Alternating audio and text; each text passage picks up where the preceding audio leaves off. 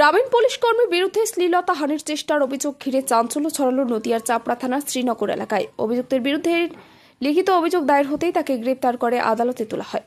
Police সূত্রে জানা গিয়েছে, অভিযুক্ত ব্যক্তি শিকরা এলাকার বাসিন্দা হলেও দীর্ঘদিন ধরে থাকতেন শ্রীনগরে।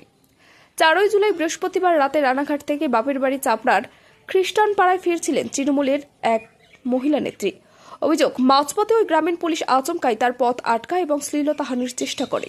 পরিস্থিতি আজ করে দ্রুত একটি ঘরের ভিতরে ঢুকে পড়েন মহিলা। দরজা বন্ধ করেও রেহাই মেলেনি।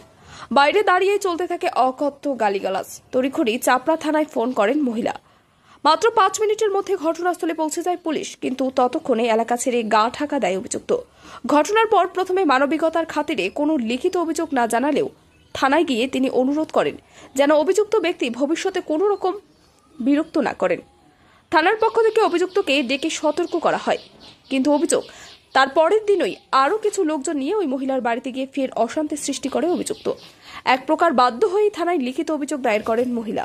অভিযোগের ভিত্তিতে মঙ্গলবার রাতে অভিযুক্ত অমিত পালকে গ্রেপ্তার হয়। তার সাথে ভোলা, জয়পাল ও ভজন দাসকে গ্রেপ্তার করা হয়। এদের প্রত্যেকেরই বাড়ি চাপড়া থানার অন্তর্গত বাঙ্গালঝি, চাপড়া স্কুলপাড়া এবং শিবাসপল্লী এলাকায়। বুধবার সকালে তাকে কৃষ্ণনগর জেলা ও দায়রা আদালতে তোলা হয়। পুলিশ জানিয়েছে, তদন্ত চলছে। মূল অভিযুক্ত অমিত পালকে বরখাস্ত করা হয়েছে ইতিমধ্যে। প্রয়োজনে আরও ব্যক্তিকে জিজ্ঞাসাবাদ করা হতে পারে।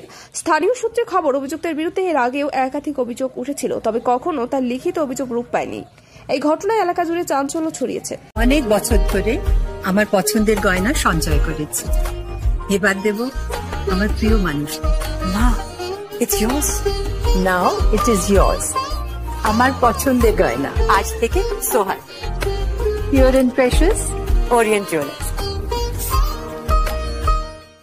যদি এখনও আমাদের খবরের দর্পণ চ্যানেলটি সাবস্ক্রাইব না করে থাকেন, তাহলে এখনই সাবস্ক্রাইব করুন, সঙ্গে বেল বাটনটি ক্লিক করুন আর পেয়ে যান সব খবরের দ্রুত ভিডিও আপডেট।